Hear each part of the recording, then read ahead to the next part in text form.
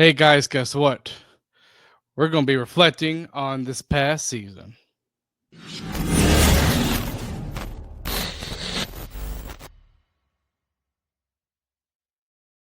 So, yeah, welcome back, guys. Another good old episode of the Caniac Report.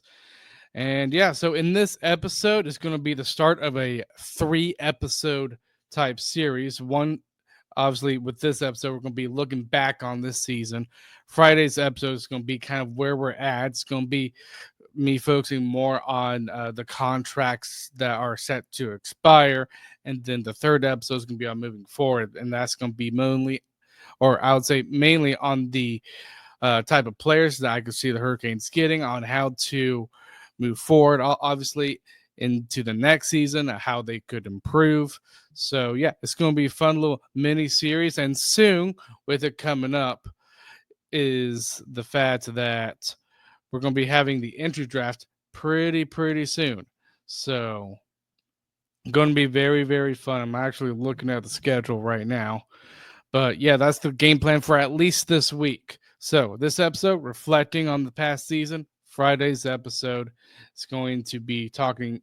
I'm going to be talking about the contract set to expire more in depth with this team. So yeah, for those of you who do not know, though, we have a great partnership with SeatGeek. You get $20 off of your first purchase if you use promo code Caniac Reports, all one word. It's a great tool to use if you're wanting to save money on tickets to whether it's comedy shows or concerts or whatever.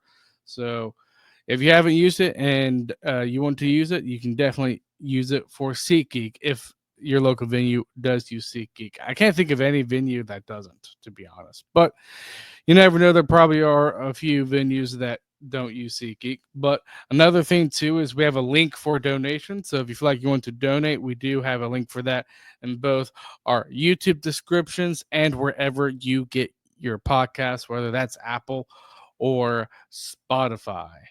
So, yeah, a couple things I do want to talk about that's been happening, or I would say probably been happening around the league. And one thing I kind of want to get you guys kind of up to date on, I want to talk about. But one is the Florida Edmonton series, the Stanley Cup Finals.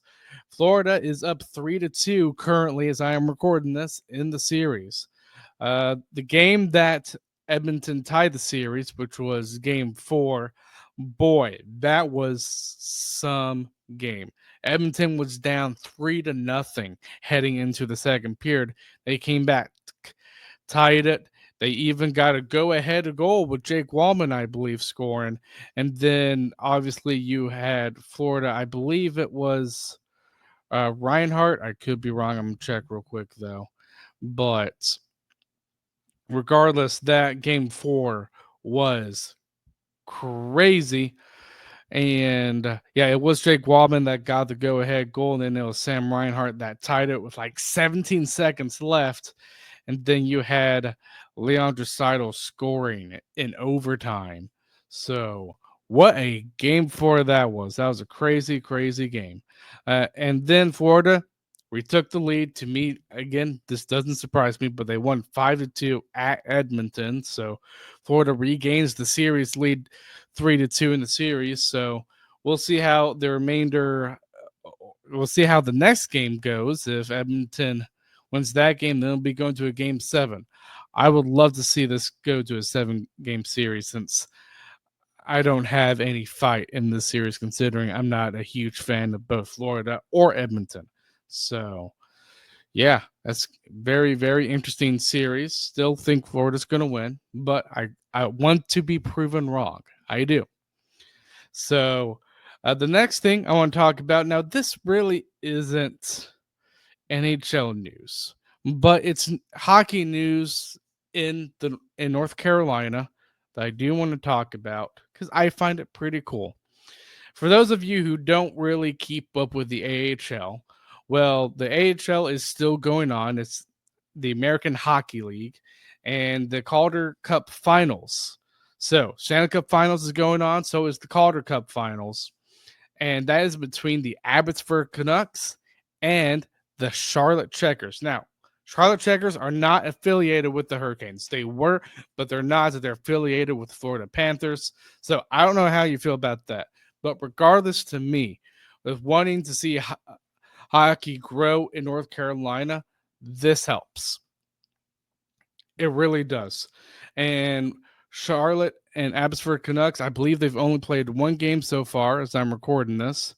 Apparently, there was some controversy in that game, but it's very, very cool to still see somewhat of a professional hockey game going on here in the state of North Carolina. I know they're not affiliated with the Hurricanes. Trust me, I know. But I still think it's very, very cool that the Charlotte Checkers are competing in the Calder Cup finals. So, uh, I can tell you this: I'm definitely pulling for the Charlotte Checkers, but it's because they're based here in North Carolina. It's not because they're affiliated with Florida. Really, that's just how I'm feeling about the series. Another thing too, I do want to talk about this is, somewhat news, but I just want to give you guys a bit of a heads up. Once the playoffs do end, which could end very, very soon, it'll probably end sometime this week. There is going to be a buyout period that starts 2 days, 48 hours after that ends, and it runs through June 30th. So there's, to me, one player when it comes to mind. Again, if you've been listening to this podcast a ton, you probably know the player that I might be talking about, KK. But regardless if he doesn't get bought out or not, I just thought you guys should know that, just because if you guys do wonder if a player on the Hurricanes do get bought out, whether it's KK or not, that's the reason why. And it's not like you can buy out someone at any time when a team wants to. There are buyout windows that have to be open in order for a team to buy out a player. So that's pretty much it around the stuff with the stuff around the league. But I do want to talk about the Hurricanes a little bit here. And I did repost this on our Hurricanes Twitter, or sorry, not Hurricane, the Caniac Report Twitter, X, wherever you call it. And Brenda Moore was interviewed on the Cam and Strick podcast. And if you have not seen it, I think it is a fantastic interview. It's a very long interview, which I loved. But it was, Brenda Moore, I'm telling you, he's a great guy. I might have criticisms of some of his techniques, but overall, I think he's a great guy, and I still think he should be the head coach. I absolutely do. He talked a lot about his perspective on Paul Maurice with the whole handshake thing. If you guys heard about that when they got eliminated, he also talked about Tom Dundon. One thing he did say about Tom Dundon that I found interesting is he was like, Tom Dundon, he isn't cheap. He's going to spin to the cap, but he does play hardball. And I'm like, yeah, that makes more sense because we know Tom Dundon, he sets a value on the player. And if it goes above that value, he's just like, then I don't need you. Which, to be honest, I am perfectly fine with that type of system because, you don't want to be out of control with spending a lot of money on these players. Look at Toronto, for example. Look at how much money they pay for their core four. Even though those players might be very, very good, and I'm not going to say that they don't earn it at all, that's just not a good cap structure. So I'm kind of happy Tom Dundon is someone playing conservative, but at the same time, I don't know if he's willing to budge at some of the players that you might need. Again, this is just pure speculation. I could be wrong, but that does come to another point that I do want to make here, and the fact that there are rumors that the Canes are preparing for a huge contract offer north of $14 million to Mitch Marner. And that source where I got it from was David Pagnotta. And when I heard that, I was like, okay, you know what? That somewhat, to me, makes sense. I know there are some fans that probably think that 14 million is a lot, but here's the thing. When it comes to players agents, and I've done research on this, when it comes to players agents, I mean, the end goal is for them to get money. Obviously, this is a whole money game. It really is. But a huge part of the negotiation tactic that these players' agents use is the percentage of the cap. And the reason why they do that is because they realize $1 today, and this is just basic finance, $1 today, it's not going to be the same $1 than it was 20 years ago or 20 years going forward. And with the cap going up, obviously, probably every year, these players' agents are going to be like, well, that was the cap back then. So you always have to think in mind. I know it might seem incredibly expensive, but these players' agents are going to look at the percentage of the cap. I'm not saying that's their only negotiation tactic when it comes to getting their players signed, but that is definitely a consideration of trying to get their players signed to big deals. Because as the cap goes up, the payroll is going to go up. That's just how it works in this league. So another thing too, Elliot Friedman did talk about Carolina a little bit today as well. He is kind of considered the NHL insider. He did say that a couple of the teammates from Marner up in Toronto speculate that Marner might go out west. And from when I heard that, I was like, okay, it really just seems more of like he wants to get Toronto as far away as possible from his mind. That's just from me what it seemed like. But you know what? You never know. I want Carolina to be in on getting these big name players, whether that's Marner, whether that's Jason Robertson, whether that's, I've heard this player being brought up, Tage Thompson, which I think Tage Thompson, I'm not saying he's going to be traded, but if he does, then that feels a huge need at center. And the fact that he is right-handed and he's big, I mean, that checks all three boxes right there. Again, I'm not saying Tage Thompson's coming to Carolina, but there are other players that Carolina can get. It's not just Marner. I've heard Ehlers might go to Carolina. There is somewhat of a comparison thing going on, and my only thing with that, like, I mean, Ehlers, do I think he's probably? I mean, it's the fit question. Is Marner more fit than Ehlers, or because I've seen these discussions, and when I see them, I'm like, well, you know what? We can talk about fit all we want, but I think the reality is we're not going to know 100% sure how a guy can fit on the Hurricanes until they actually put on a sweater. And sometimes it doesn't work out. We saw that with Mikko Rantanen. So that's kind of the stuff I just want to talk about when it comes to the Hurricanes, especially with that huge announcement of the Canes wanting to be in on the negotiations of Marner. Listen, I love it. I know that contract might seem ridiculous, guys, but that's just the reality with the cap going up. As the cap goes up, the players getting paid is going to be going up as well. That's just how it works. So that's pretty much it for just talking about news around the league and the Hurricanes. I'm gonna get to a sponsor, and then I have a series of stuff I want to get to when it comes to reflecting on this past season. The fastest game on ice just hits another gear. Welcome to the Stanley Cup Final, where legends are made and every shift could turn the tide. And now with DraftKings Sportsbook, an official sports betting partner of the NHL, you can take every slap shot, breakaway, and overtime thriller to the next level. New to betting on the Stanley Cup Final? You're in for an exciting time. Getting started is a breeze. Fire up the DraftKings Sportsbook app, pick your team to win, lock in your wager, and you're off to the races. It's fast, simple, and puts you right in the middle of the action. Here's the kicker. New customers who bet just $5 will score $300 in bonus bets if their wager hits. That's right, turn $5 into a Stanley Cup Final payout. Download the DraftKings Sportsbook app now and use promo code THPN. That's promo code THPN to unlock $300 in bonus bets when your $5 bet wins. Only at DraftKings Sportsbook, the crown is yours. Gambling problem? Call 1-800-GAMBLER. In New York, call 877-8-HOPE-NY or text HOPE-NY 467-369. In Connecticut, help is available for problem gambling. Call 888-789-7777 or visit ccpg.org. Please play responsibly.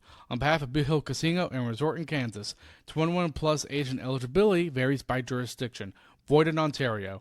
Bet must win to receive reward. Minimum minus 500 odds required.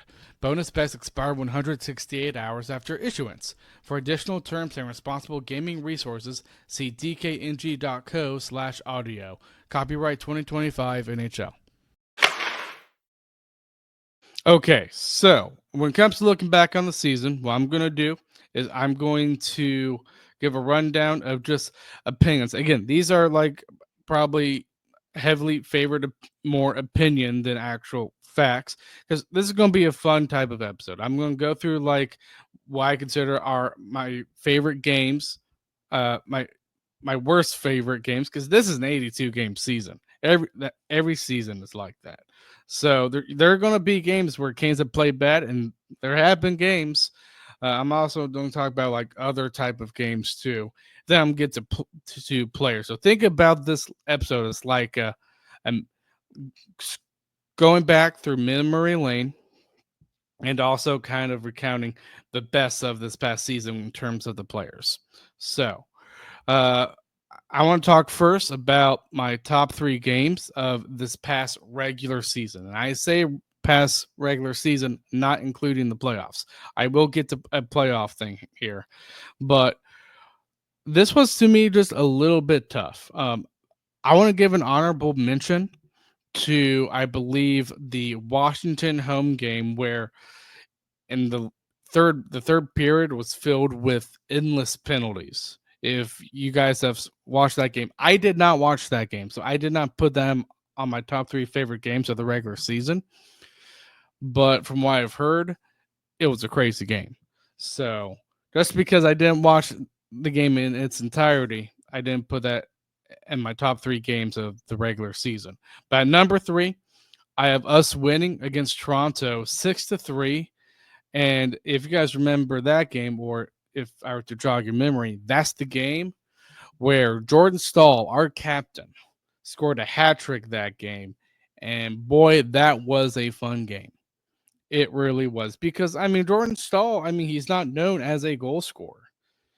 He just isn't. But, man, it was that game where he was just like, you know what? I'm going to prove all the doubters wrong. And he did. 3 goals was just insanity there, just from Stahl scoring. Again, if you guys remember, that happened on back in January, on January the 9th. I'm telling you, that game, I thought it was very memorable. So that's definitely, to me, number 3. To me, number 2, I scroll back to December. It was us winning against New Jersey 5-2. This was a game, if you guys did not remember, where it was a physical type of game. And I would say this was some sort of a statement type of game. Because if you guys remember, obviously Eric Hall is on that team, so there's obviously some bad blood there. But, I mean, Carolina, they were able to take New Jersey to town in that 5-2 win back in December. Boy, it was just a physical game through and through. And we got to see Aho, Blake, Roslovic scoring twice. This was when he was on his heater. So it was, I just remember of how fun of a game that was because of just how physical it was, with a lot of hits and bruises. So that's number 2. To me, number 1. And if I get a question on the my favorite games, yeah, they're all wins. Why would I put a loss as a Hurricanes fan as one of my top games of the regular season? So I'm just kind of just going to dissolve that whole thing of, well, how come there aren't any losses? Well, of course there isn't going to be. But to me, number 1, probably my favorite game. This was very early in the season, and it was against a team. I'll admit, I hate this team. They're one of the teams that I hate the most, and it was against Boston, and we won 8-2 against Boston. And part of the reason why I was very happy about this game, if you guys remember, was Svechnikov got a hat trick this game. Svechnikov did not have a good regular season. I think we can all agree on that. But boy, he was on it in that game. He got himself a hat trick. What a great win that was. But though I would argue those are the top three games. Just remembering this past season in the regular season specifically. Now, again, 82 games, going to have some bad games. And again, I'm just wanting this just to be fun, and it's not gospel. These are just my opinions. I'm not saying that everybody has to agree to this. If you have your own opinions on what your favorite games was this past season, go for it. Send them to me. I love having these type of conversations. But my top three games where I thought we were probably the worst top three games. To me, number three was, if you guys remember, right as we got out of the Four Nations. It's not the Toronto game, although Toronto game was an honorable mention because that was a very bad game. Probably one of the worst games I've seen Sebastian Aho play. But Montreal, 4-0. I mean, at least we got goals against Toronto, but to me, this was like a dud. Like, we were just so bad, and there were a couple goals.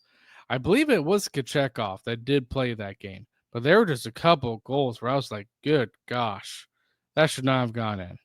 But, man, that was just not fun. Honestly, I mean, coming out of a 2-week break, you're going to be a little bit rusty. But you probably should have gotten that rust out in the Toronto game, because that Montreal game was just like, what the heck? I mean, we didn't score at all, and it just wasn't good. And to me, number two is going to be the Nashville loss. This was around Christmas time, if you guys remember. But I thought this was a game heading into it. I thought we were probably going to win. Then afterwards, I was like, yeah, Nashville's only good against the top teams. And they were. Nashville this past season, while they were a huge disappointment, they somehow were able to get wins against top teams, and they were able to do it in this game. That was a game where they won 5-2 in Carolina. Again, I know they got a couple goals, but I thought this team just collapsed in front of, I think that was Kachekov as well, was the Nashville game.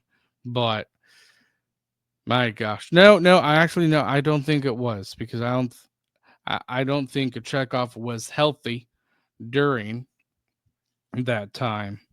But I am going to check real quick just to be sure here. Yeah, it was Dustin Katarski. I remember now.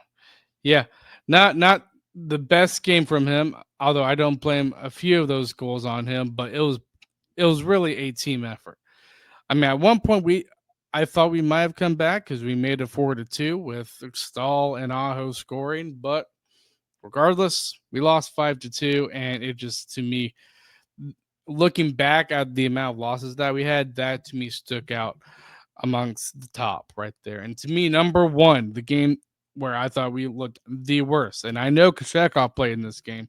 I remember this loss very, very well. If you guys remember watching it, or at least probably watching the first 20 minutes or 20, 30 minutes of the game, because it was the game where we were at Los Angeles and we lost 7-2. If you remember that game, boy, that was bad. So, again, this is fun, all fun and games, but if I had to pick the top three losses where the Hurricanes played the worst, these will be my number three. So, the next thing I want to talk about, I would say, is the playoff game. And a question that I kind of came up with is, what is my favorite game from this past playoffs? And there were a lot of wins, which was good. And it was a little bit tough. but I will give an honorable mention to the game where we won at Florida, because I thought when we won that game, I was like, thank goodness we are no longer considered to be swept in the Eastern Conference Finals from here on out. We don't have to have that running joke of the Hurricanes never having won an Eastern Conference Final game. But to me, my favorite playoff game was Game 5 between Carolina and New Jersey. And the reason why I thought that was just my favorite is because I like comeback wins. If you guys remember, Carolina was down, 3-0 at one point, and they came back and won the game. That was how crazy that was. And the whole atmosphere was crazy. I remember being at the game.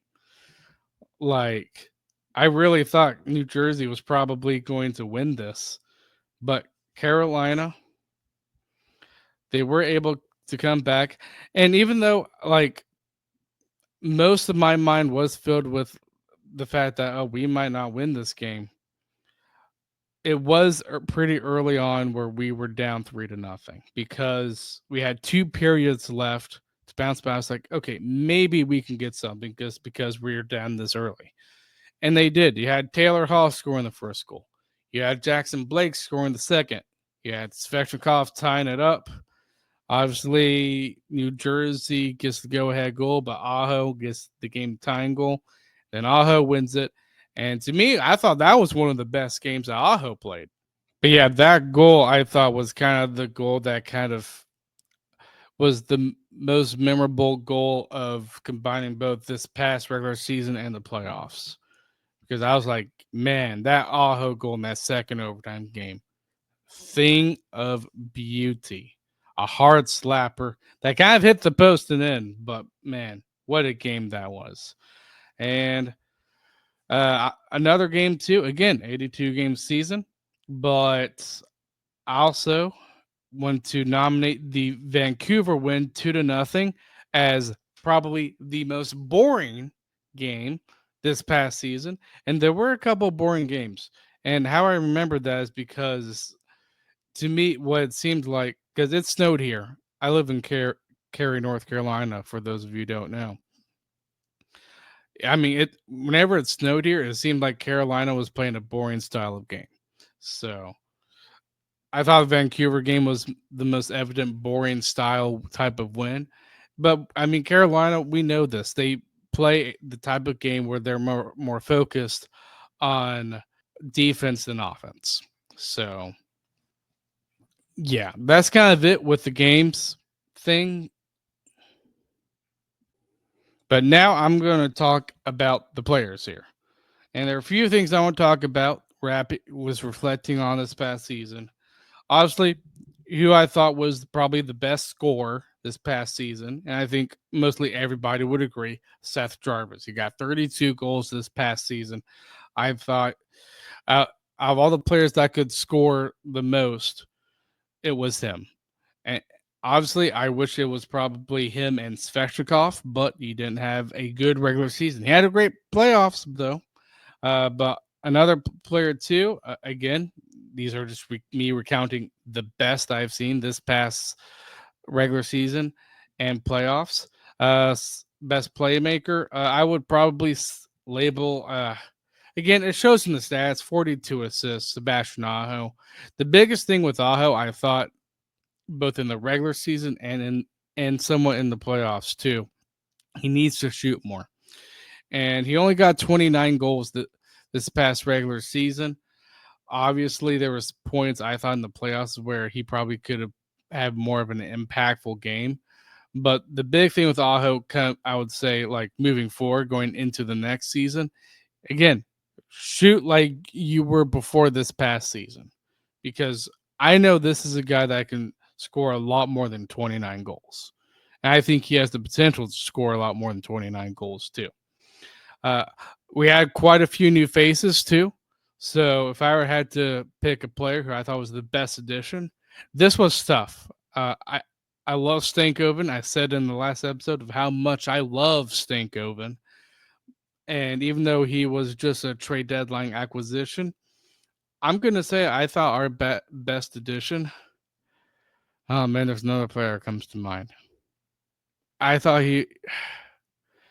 yeah, to me, the best player that I thought, again, I'm labeling consistency as an issue in this too, but I just thought Sean Walker was probably our best player because I thought he was the most consistent throughout the whole regular season, and I thought he kind of amped up his play in the playoffs. Hate to see that he got hurt, but I think Sean Walker was our best addition. Again, you might disagree with me. That's fine. If you want to put in the comment section or DM me who you think was the best addition the Canes had, feel free. I like having these conversations. I I would say this another player, um, switching the topic here, a player that I would say surprised me probably the most, and this is in a good way. I mean, I could say Jackson Blake, but considering he didn't have any NHL experience, I mean, he's labeled as a rookie, so obviously you never know. Now, preseason, I did not think this kid was going to make it. But to me, there's another player that surprised me probably a little bit more than Jackson Blake, and that is Eric Robinson. And to me, the reason why is because he has played in several NHL seasons and really hasn't made the most of it. You look at his past history before coming on with the Hurricanes, his point totals weren't really that good. But with the Hurricanes this past season, boy, he was great, and he was really a good fit. I think he's gonna go. That's a whole nother topic for the next episode. But Eric Robinson, I thought he did really good. Did his goal scoring dry up a little bit? Yes, it kind of did, but at the same time, he's not a goal scorer. So he's a player. To me, he's kind of like another Jordan Martin type of player. He doesn't have a lot of skill, but boy, he has a lot of heart, and he plays that same type of style that Brittamore likes to implement in his system. So, yeah. And obviously, I think the most shocking thing that we did this past season, obviously, the Ransonen trade where we got him. And I know I keep bringing up the Ransonen drama type of thing, but again, I liked the risk that Tulski made. Obviously, it didn't go out in the way that Carolina wanted it to be, but I loved the risk. I did. That was the most shocking thing. If I had to label anything shocking, was that. And the last thing I'm going to get to here is I would say the most memorable thing probably the Hurricanes did this past season as a whole. Obviously, the game could have been better, but I loved Eric Stahl's retirement speech.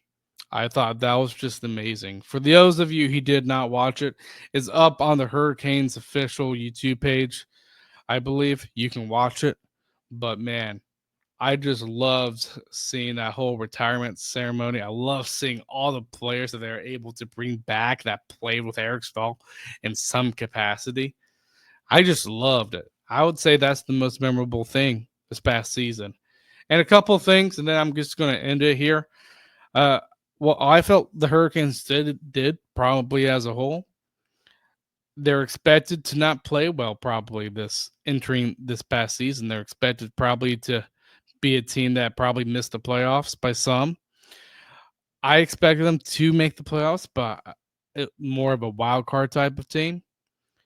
Boy, did they blow that expectation up because they played a lot better than what I expected them to be. This team lost a lot of players this past season, and a lot of good players: Brett Pesce, Brady Shea, Tara Vinen. But man, if you were to tell me back then, while we were doing episodes, probably in the preseason, that this team would be top 2 in our own division, I probably would laugh. But they were. And I would say that is just amazing. And I hate that they got eliminated against Florida. Do I think Florida was the better team? Yes. But I think as Canes fans, again, we're going to have that emotional attachment to the Hurricanes. So it's going to suck seeing this team eliminated. But boy, I think they just surprised everybody just because of the low expectations that were placed upon them this past season. And you know what? It's going. It was frustrating, but man, at the end of the day, this is just my opinion. It's just a sport. It really is. There are a lot of more things in my life, at least, that I'm a little bit more worried about than the Hurricanes. I love the Hurricanes. I am a heartfelt fan for the Hurricanes till the day I die. But man, uh, there are a lot more things in life to worry about than sports, for me at least. I know there are players that obviously you have professional sports players and all, so obviously their performance really is taken into consideration in terms of just life because it's work to them. But I just I see a lot of people. I see a few Hurricane fans being like, "This is the worst thing ever." I'm like, "It's not. It's just sports. It's supposed to be fun." So that's just me recapping the regular season and the playoffs. Obviously, again, started the season very, very good. And I think management thought that they were better than they actually were, which is why they got Miko Ranson. Obviously, it didn't work out. But the assets they got in that Ranson trade to Dallas, obviously, you got capital with picks. You got Stankoven. You got Jankowski in a separate trade. Gaines played a little bit better after that, and they kind of were going to be like, we're not going to be a team that's going to be overlooked. So I can't wait to see what next season holds. Again, guys, I just want to thank you really for listening to this episode and watching me on YouTube. I really, really do appreciate it. I mean, I obviously I see the numbers, but really, I just want to thank you guys so much for just taking time out of your day, really listening to us. So, great episode, I think. Obviously, I'm recording this on a Sunday, which is Father's Day. So I hope you guys had a great Father's Day, and we will see you guys Friday.